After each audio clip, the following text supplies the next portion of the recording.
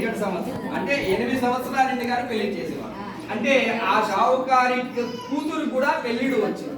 అంత చిన్న వయసులో పెళ్లిడు అంటే మరి అప్పట్లో అలా ఉండేది. మరి ఇప్పుడు చేస్తూ ఊరుకుంటున్నా జైల్లో వేస్తారు. ఆ బాలికకు పెళ్లిడు రాగానే భార్య అంటుంది, ఎవరు?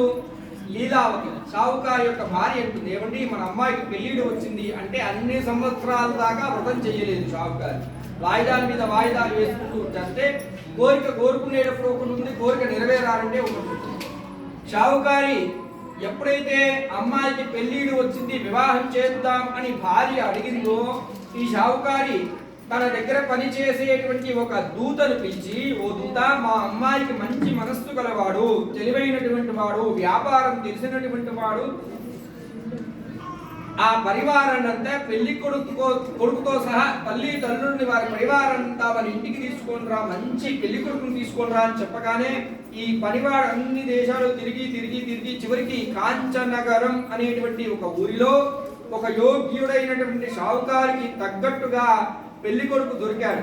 తన పరివారంతో సహా తన యజమాని ఇంటికి అంటే షావుకారి ఇంటికి తీసుకొని వచ్చాడు ఆ దూత. ఈ షావుకారి ఆ పెళ్లి కొడుకుని పరీక్షించి, ఆహా మా అమ్మాయికి తగిన ఈడు జోడు అని, మంచి మనస్సు గలవాడు అని కనుక్కొని అంతా విషయమంతా తెలుసుకొని అల్లుడిని కూడా ఇల్లరికం తెచ్చుకోవాలి అనేటువంటి భావనలో అల్లుడిని కూడా మాట్లాడుకొని ఎంతో అంగరంగ వైభవోపేతంగా వివాహం కూడా చేశారు. మరి వివాహం అయిపోయింది.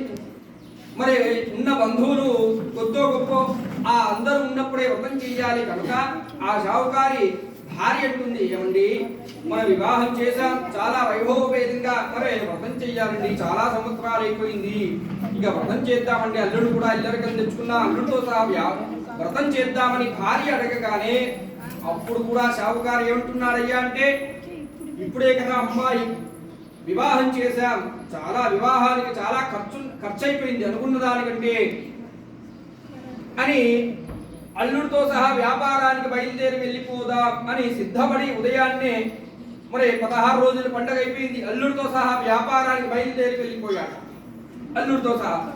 అప్పుడు షావుకారిపై ఈ స్వామివారి కోప్పడ్డారు. ఈ షావుకారి పూర్తిగా మర్చిపోయాడు. అంటే సంతానం కలిగిన వెంటనే వ్రతం చేస్తానన్నాడు, సంతాన భాగ్యం కూడా కలిగేట్టు చేశాను, మంచి అల్లుడు కూడా దొరికేట్టుగా ఆశీర్వదించాను, అప్పుడు కూడా మంచి అల్లుడు దొరికారు. ఆ అల్లుడితో సహా వ్యాపారానికి బయలుదేరి వెళ్ళిపోయారు. ఈ పూర్తిగా షావుకారి వ్రతం గూర్చి మర్చిపోయాడు. ఈ మా షావుకారి అనేటువంటి మానవులంతా కూడా ధనం ఉన్నప్పుడు ఒక రీతిగా, ధనం లేనప్పుడు ఒక రీతిగా ప్రవర్తిస్తున్నాం. అంటే కష్టం వచ్చినప్పుడు భగవంతుడా నువ్వే దిక్కు అంటారు కనుక అప్పుడైనా భగవంతుడు అనేవాడు గుర్తుకు రావాలి అంటే ఏదైనా కఠినమైన దుఃఖం కలుగుగా కానీ షావుకారుని క్షమించాట. ఎప్పుడైతే ఈ అల్లుడు మామ వేరే రాజ్యంలో వ్యాపారం చేయడానికి వెళ్ళిపోయి వ్యాపారం ముగించుకొని ప్రయాణమై వస్తున్నారో సముద్రంలో చీకటి పడింది. అల్లుడు అంటున్నారు, మామ మనం ఈ రాత్రి దారి కనిపించట్లేదు, ఈ పడవలో వెళ్ళలేము కనుక ఇక్కడ దగ్గరలో ఏదో కోట కనిపిస్తుంది, ఆ కోట సమీపంలో విశ్రాంతి తీసుకుందామని ఆ అల్లుడు మామ ఇద్దరు కూడా అనుకొని ఆ వ్యాపారం అంతా ముగించిన తర్వాత మిగిలిపోయిన కొంత ధనాన్ని అంటే నవరత్నాలు ఆభరణాలు సంచులు చేతులు పట్టుకొని అక్కడ దగ్గరలో ఉన్నటువంటి సత్రం దగ్గర విశ్రాంతి తీసుకుందామని నగలన్నీ తల కింద పెట్టుకొని విశ్రాంతి తీసుకుంటూ ఉంటే శ్రీ మహావిష్ణువు ఈ అల్లుడికి మామకి బుద్ధి చెప్పాలి. ఏ విధంగా అంటే ఈ అల్లుడు మామ